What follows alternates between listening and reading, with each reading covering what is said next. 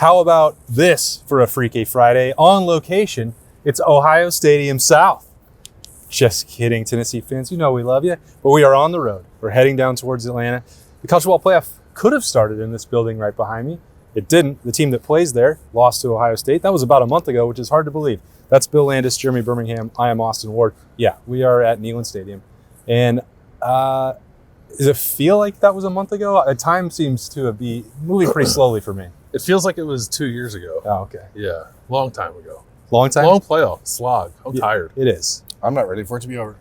I want You're more enjoying football. the journey. I want 7 or 8 more games. Just to see what, 7 or 8 more games. To really get a true sense of who the real national champion is, we're going to need to just keep playing until, I don't know. Until Ohio State's beat everyone in the top 10? Until June or so. Yeah. It's cool. I've never seen this stadium this close. I don't get it at this point, but we haven't been inside and there's no people in it. So I assume it's better than this when there's people here and there's a game going on. It is actually. It's a great place to watch college football. Yeah, I mean, I believe you. It is not a great place to just stand and look at because there's nothing like wow about it. There's no wow factor on the outside. Like Ohio Stadium, you walk up to it and you're like, wow, look at this cathedral to sports and to man. I'm just very impressed that they fit what's this hold, 105? Holds 100, yeah.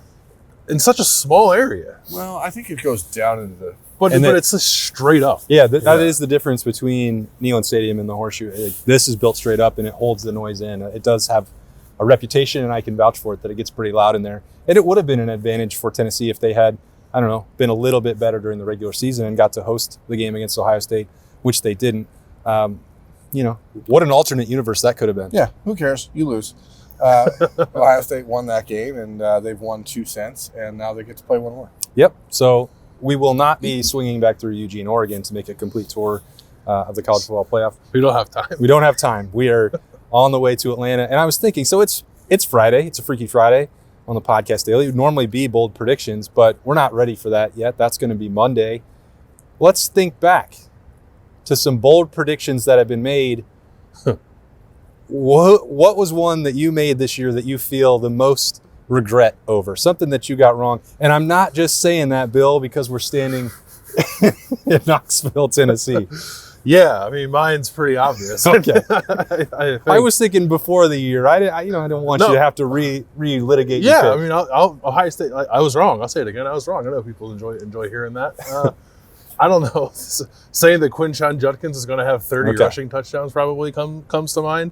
I don't think I was wrong about the overall productivity, I think, of Ohio State's rushing attack. I don't think I or like anyone else is wrong about like Chip Kelly putting his stamp on that fully and seeing a more creative rushing attack, one that had more answers, one that had a little more, I think, thought behind it. They didn't end up leading the Power 5 in rushing either, which is another one of my outrageous predictions. Turns out when you have Jeremiah Smith and Emeka Egbuka and Carnell Tate, you throw the ball probably too much to lead the country in rushing. But I was too excited about that and got both those projections wrong. I don't regret it because Ohio State still had a fun rushing attack to watch, but it wasn't as prolific as I thought it would be. They've been a lot more fun in the last 3 games, that's for sure. Yeah, definitely. But which I think like speaks to Chip's impact, right? Because they've changed it on the fly too. They were like primarily like inside zone kind of team before the playoff. Now it's like a bunch of counter and motions and gap schemes and all that stuff. So that is the value of Chip Kelly, and it's a credit to the offensive line too. I think being able to adjust on the fly as well. But so it was a very good rushing attack. Like all underlying numbers are all very good, much better than they were last year. Just didn't rush for 5,000 yards. It's pretty amazing how balanced it has become between Quinshon and Travion. I actually don't. That wasn't what I was thinking to say for something I got wrong, but I did think it would tilt much more heavily towards Quinshon on the ground. Yeah, because you figured that's why he was brought in, right? I mean, I don't think anyone is surprised at how good Travion can be when he's healthy, but we hadn't seen him healthy for his entire career. And then you see how good he actually is, and you're like, well, maybe I am surprised because he's so much faster than I can remember him being any time in his career. So, I mean, you had to think, though, when Quinshon Judkins was brought in, it was to be the bell cow, mostly, the guy that runs the ball for Ohio State, and Travion would be kind of a gadget guy or out of the backfield pass catcher, and he's done everything. So, I'm not going to stand here and pretend that like I remember everything I predicted for the season. Nothing stands out that you had a feel for that didn't go the way you wanted? I said that I thought Will Howard would be a Heisman finalist. I was wrong about that. I don't think you were. I think he should have been. I think you were close. If Ohio State beats Michigan, I think he would have been. I don't know that I did a good enough job impressing upon you guys what Jeremiah Smith was. Oh, come on. I tried. You didn't want to listen. Come on. I said he was going to break every freshman record by the end of September. We were very quickly having, who would you rather have, Jeremiah Smith or Marvin Harrison Jr. Fine. So I just want a pat on the back. Good job. You recognize Jeremiah's greatness. There's so many things that are happening now that, like, maybe we thought were going to happen at the beginning of the year, like the arrival / emergence of Jack Sawyer and JT Tuimoloau. We fully anticipated Jack to come off of that Missouri Cotton Bowl a year ago and like launch into 2024 with like a bat out of hell. And it didn't happen for anybody on the defensive line. And now they're getting there. So I don't want to say like I think we were premature in predictions in a lot of these cases, because Ohio State has become the team over the last month that everyone thought they would be all year. And, none of us predicted Ohio State to be undefeated. None of us, we all picked a loss in there. I think I picked Oregon. I had Oregon. Yeah. Maybe you picked Penn State or something. I don't know. I wasn't sure where it was going to come, just that it would. So, like, I don't think Austin picked James Franklin. It's unlikely that I would have said Penn State was going to be the one to get him. I think we all saw the Oregon game and the travel and all that stuff and where it fell in the schedule as an opportunity to get got. I don't know. I mean, what do we predict? I know one, like, relative. This could be wrong. I'm pretty sure I picked Mitchell Melton to lead the team in sacks before the season. Yeah, I think that happened. But that was because of what you just said about Jack and JT. It was like an acknowledgement that those guys are very good defensive linemen, but I think a little uncertainty of what exactly the ceiling was as pure pass rushers, guys off the edge. And even throughout the season, you were like waiting for it, and then you're seeing it all come to fruition. One thing I thought was going to happen for Ohio State's secondary was that it was not just going to be incredibly stingy in terms of yardage, which it has been. It is number one in the country in pass defense. But I thought part of what would keep that number low is the volume of interceptions and takeaways that Ohio State would get. And that hasn't quite happened the way that I envisioned. And I'm thinking I may have had a conversation with Jordan Hancock, and he was like, well, my goal is 5 interceptions. And I'm like, yeah, I think that's definitely going to be my bold prediction for you, because that's where your standard is. And he's got 1 at this point, and it was really important to Ohio State. It sealed the Nebraska win. That also feels like it was 10 years ago. That game and the angst that came out of it wound up being one of those pivotal turning points, and we would have been standing here or not at all in December for Ohio State if they had lost that one the way that they were trending towards. But that's neither here nor there. Ohio State has 10 interceptions right now. That's actually allowed them to climb up to number 70 in the country. It's a crazy thing to nitpick, I know. We're talking about the number 1 defense in the country and the number 1 pass defense in the country. I just thought it might come a very different way, because you look at Denzel Burke, 2 interceptions, Caleb Downs, 2 interceptions, Davis Igbenogson, 2 interceptions. That's great. I just thought all of them, including Jordan Hancock, might be like 4 or 5 interceptions and forcing teams to completely abandon the throw. I don't know the right way to attack Ohio State's defense, because those guys are playing at a really high level. You can punt early. Drop it. Outside of one game where they, were victimized repeatedly against Oregon that we've all talked about in midseason. But I thought statistically for those guys, they would have individual numbers, and I know that they will gladly trade it for the collective numbers, which are off the charts good. By the way, the number 2 pass defense in the country is Notre Dame, so something to watch there for Monday night. Yeah, I didn't realize this, but like they went from the Oregon game to the Oregon game without giving up a passing touchdown. We were looking at them and thinking about that performance and continuing to. I know I was even going into Michigan. It's like, well, this isn't going to be a true barometer of if they've actually improved, because Michigan can't throw the football, and it wasn't. And then we went into that game against Tennessee, and it was like, well, maybe Nico's going to, Josh Heupel will dial up some shots and try and take advantage of the handsiness and the aggressiveness of Davis and Igbenogson, or see if the midseason struggles for Denzel Burke were real. They've answered that challenge, I think, repeatedly, and especially again last week. The touchdowns that Texas got through the air were not a product of Ohio State's corners and safeties. I think maybe that the fact that we haven't seen more pass breakups and interceptions is that it's really difficult to get the ball anywhere more than like 5 yards down the field. There's a lot of behind the line of scrimmage, a lot of very quick passing, which is like they're too good to get interceptions. Well, it's kind of a recalibration, right? That when we've talked about Ohio State in the past, like getting pressure and teams getting the football out quickly, it's like, well, Larry Johnson would say they can't get sacks as frequently as maybe you'd come to expect because teams are designing offenses to neutralize the pass rush and to avoid the situations where Ohio State's corners and safeties are really good. Mm-hmm. That has come at the expense of this team is really good at tackling. And so those plays are not going for any yardage because Cody Simon then and Sonny Styles have been able to stockpile statistics that maybe I wouldn't have projected they would have earlier in the year. Yeah, I think the emergence, now we're just going to spin off into surprises for the season. When we look back, has there been any bigger revelation or surprise or like unexpected gift to this program bigger than Cody Simon? Bigger gift than Cody Simon? Caleb Downs is a nice gift. Well, that's from but he's been awesome. No, he's been great. In terms of exceeding the general expectation for him, I think that's right. Primarily true for Cody Simon. But, I think if we're going to talk about the way we were viewing this team in August, maybe I can't take it that far. I thought Cody Simon was going to be better than just a replacement level starter whose value is he's a captain and a work ethic guy. But we all had the linebacker group as one of the biggest question marks heading into the season. I think to me it was Sonny, and then that carried over into September and I know the reasons, playing different positions, in and out, moving around.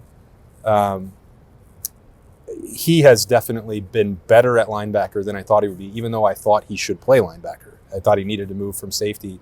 The way he has played, especially comparing September to now, is absurd. So I guess you said it. It's the linebacker group combined for me. Yeah, it's been the biggest revelation. We talked a lot about Arvell in August and what his emergence could do. We were still kind of waiting to see what happens with C.J. Hicks.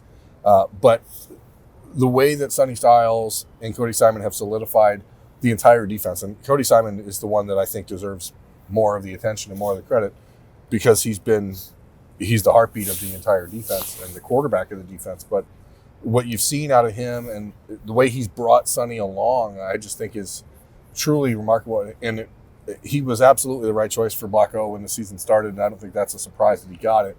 I almost wish that you could give a offensive Block O to Donovan Jackson at this point because he's been, I think, the other guy that you look at and be like, wow, this season could not have been on the precipice of a national championship without Donovan Jackson.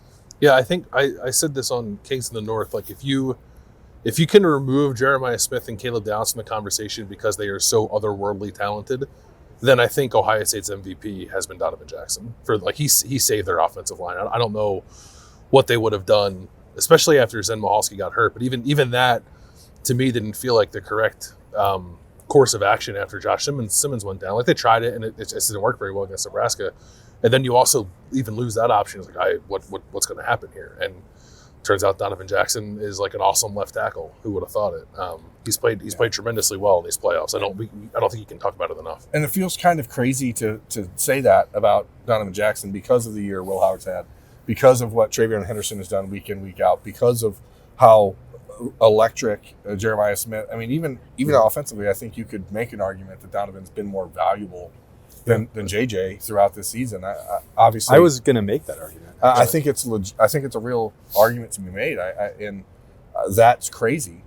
But Donovan's impact has been so widespread, and it's not just on the game. It's about what he's done with Carson Hinsman and getting him back to being confident and locked in and ready to be the center of this team. What he's meant to Austin Saraveld, what he's meant to Luke Montgomery, he is a guy that will never get enough credit for what he's done in his time at Ohio State, and he's probably moved himself up into a second-round pick, and so people will talk about him and celebrate him when he gets drafted in April or May or whenever the draft is now. It's still in April, right? Yeah, it is. Mm-hmm. But it's been a revelation. I think I may have got in trouble from you guys, definitely from some of the commenters in August and September, in having a similar conversation where no one would willingly remove Jeremiah Smith from Ohio State's roster. And I think he's the best wide receiver in the country. And I said this a year ago about Marvin as well. It's like Ohio State, their passing attack would probably still be fine because they still had Emeka Egbuka and Carnell Tate and Brandon Ennis. So in terms of like most valuable, I think that's what elevates Donovan Jackson. I think that's what elevates Will Howard. It is not in any way, shape, or form a knock on Jeremiah Smith and his alien ability, or Marvin before him. Ohio State could have weathered that storm, and to some extent they could do that with Caleb Downs as well. They don't want to. Having both of them is what elevates the ceiling. But this season absolutely would have come apart at the seams if Donovan Jackson had not been at left tackle for the last 7 games. And there's absolutely no question about that. Because it goes without saying that aliens are irreplaceable. Like, you can't replace Jeremiah Smith, but amongst the terrestrials, like, I don't know that you could have replaced Donovan Jackson at any point this season, or Cody Simon. Honestly, I don't think you could have replaced what they bring between the white lines and the rest of the week with anyone else on this roster. Yeah.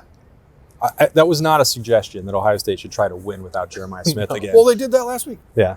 That play did look like it was close to popping.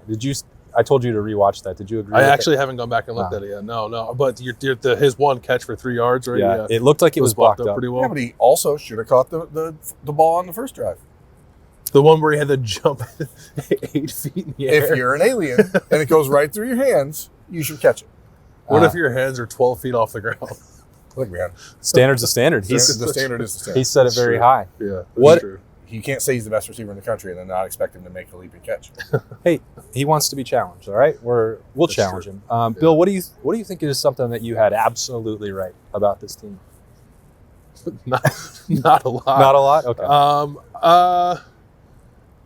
I would say maybe, and I'm not saying this was my thought because I think a lot of us thought it, but I think it turned out to be incredibly beneficial that Ryan Day did give up play calling and took a more holistic view of the program. I don't think, and I'm judging this some of what Jack Sawyer wrote in the Players Tribune on Thursday about that team meeting they had after the Michigan game and how it was just the players and Ryan Day and how much they had his back and how much buy-in there was for their head coach. In an honest conversation and back and forth, I don't know that the entire roster responds to him that way if he were still operating like primarily as the offensive coordinator before anything else. Yeah.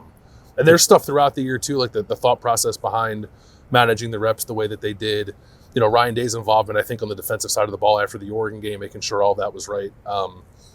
I just think it worked out really well. I don't know. There have definitely been times throughout the year where I've maybe felt like Ryan Day was still trying to exactly find his footing in that new role, and he seems very energized by the fact that he is able to be a little more about the ball in the postseason. But I think if that's the way it has to be, that there's so much on your plate during the regular season that you can't be so focused on the ball as the head coach, but then come playoff time you can. I think it's a heck of a thing for Ohio State to have a guy who's comfortable kind of doing both. That, Win or lose, Ryan Day is a much better head coach right now than he was 2 months ago. Mm-hmm. That's right. yeah. That Players Tribune article from Jack Sawyer, I think I want to loop that back to what we just talked about. There was a section where he's like talking about the group text and the guys coming back. He's like, well, one guy said he texted me he was leaving, and Jack said, well, that's great. You'll always be my brother. And then the next morning he said, I'm coming back. I would say with 95% certainty that player was Donovan Jackson. Probably Yeah. pretty close. I mean, it's either I him was or trying JT. to remember like all the timing of all that. It's Like, probably who him or was JT, right? last. I mean, Yeah. But I don't think JT Tuimoloau's decision at the end really came down to like going to the NFL. Yeah. I think it was possible that could have been a departure of a different nature. I think Donovan lining Jackson. up for USC. I mean, there were teams that were lining up and tampering and being heavily involved with JT. And I think if we talked about this during his decision process, the amount that was being talked about for him was multiple millions of dollars. I don't have phone records or emails or contracts to prove that, but that was the conversation that was going on around him at that time. And I thought if he was not at Ohio State, he was not going to be in the NFL for JT. For Donovan Jackson, the conversation was, are you going to come back or are you going to go to the NFL draft? And that's why I think amongst the people that it could be, I think he was the closest one to going to the NFL that may have had some different thinking at the last moment. And as we just said, that was a huge deal for Ohio State. Even though they couldn't have predicted that the injuries would happen the way that they did. I don't want to start a fight with America, but I feel like What about Knoxville? I feel like there's been at least, again, between the white lines, some legitimate vindication for Justin Fry over the last 2 months. He's done a great job. Yeah. And That was just bold peas a month ago. yeah, but like I really feel like Or Stockwatch. he should have earned some people's respect. Now, again, recruiting is a different beast, and they gotta finish on that front and do a better job with the high school players at that level. But some of that is not in his control because Ohio State is not willing to pay high school offensive linemen like some other schools might be willing to, or they don't want to. I wonder who it could be. But the reality is what Justin Fry has done with this group is really impressive. So that's not the guy I'm going to pick. I just want to throw it out there because it's on my head because I was thinking about a player that's going to play in this building next year. A player who wished Ohio State well to go win a championship. I saw that on social media. Yeah, like he was on the field when Ohio State beat them a month ago. I tell you what, I bet he really enjoys his 1 year in Knoxville. Yeah. But again, and I know I sound like a broken record when I say this, but I was convinced early that Will Howard was the right quarterback for Ohio State, and that goes back to the spring. I had zero doubt that he was the right guy to lead this program, and every step of the way, I think he's proven it. And so, if there's one thing that I feel like we got absolutely right, it's that there should not have been any doubt that Will Howard was going to turn into this type of quarterback in Columbus, and I like that this happened. Even though I know that he hasn't been perfect, but no quarterback is. The season he's put together, the way he's led this team is so light years different than what was happening at that position a year ago. And I swear it's not meant to be a knock on Kyle McCord, who I genuinely like. And I've said for years, he's going to be an NFL quarterback. I knew Kyle would be an NFL quarterback, and he's going to be. But what you need to be at a place like Ohio State is very different than what you need to be somewhere else. And for a kid like Will from Downington, PA, who wasn't recruited by hardly anybody, to go to Kansas State, to have the confidence he has, to have the personality he has, to have the ability to make a mistake and move on, it is a rare intellectual and mental makeup for a quarterback to have that. And that's why I was convinced early he was the right choice for Ohio State, and I'm still convinced. I've been thinking about it all week. We talked about it on the Thursday Thought Show. I am fascinated by this alternate universe where Riley Leonard and Will Howard have switched teams. And what would Riley Leonard's Ohio State look like? And what would Will Howard's Notre Dame look like? They could have led the country in rushing. I would just be fascinated to see one-legged Willie on that team, or what Ohio State would look like without him, because he has been an absolute lifesaver for Ryan Day this year. Because the quarterback position is like Ryan Day's bread and butter, and there was an opportunity this year for things to be wrong, and he got it absolutely right. And I talked about it. I don't even know how you knew that. How could you tell? Because once Will Howard went into the portal, that was Ohio State's that's our guy. I'm like, how the hell do you know that? Yeah. A lot of people, I think, were waiting for it to go wrong. And I was circumspect of it, I think, because Will was a fine player at Kansas State, but not a super high ceiling player, but he's really elevated his game on the field just as a quarterback. But the unknown element, at least for me, I knew nothing about him personally. I didn't know that he had this leadership charisma about him that the team would really flock to. So kudos to you for seeing it, because we saw it because we got to talk to him early. We talked to him almost a year ago right now, and followed that up with, I thought, a fun, enlightening conversation on Buck 9 at Fairway Columbus. That wasn't even as much about ball, but just putting those two together, the early exposure we had to him, the way that he carried himself with the media, then watching him in spring practice, I would say as well, the engagements, the times that he was signing autographs for the fans, and the first one out and last one to leave, spring game. I remember you got a good photo of it, and I remember seeing this while going down on the sideline when he was learning how to do OHIO with Devin Brown. I just think he got it, And I think the way he has performed has been different than I anticipated, because a lot of the conversation we had about him was the size and the ability to be a rushing threat. And I thought that would be much more prevalent because, again, the Chip Kelly influence, what maybe Ryan Day adjusting from, okay, didn't get that as much from Kyle McCord, maybe need that in today's college football. And Will Howard provides that. Like they used it on a 4th and 2 to win the Cotton Bowl against Texas. And gosh, was that used it to a huge slam play. the door shut against Penn State. Yeah, and we have seen it, but not to the level where it was like, well, he might, rush 10 times a game, counting scrambles and go for 500 yards and 20 touchdowns. I thought that would be on the table. His accuracy and decision-making on the short and intermediate throws especially has been far, far better than I ever imagined it would be.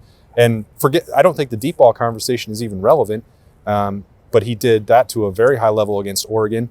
And every time that I go look at the PFF numbers to talk about them in different ways, if you blitz him, like, you're just stabbing yourself in the heart. Like, you cannot blitz him.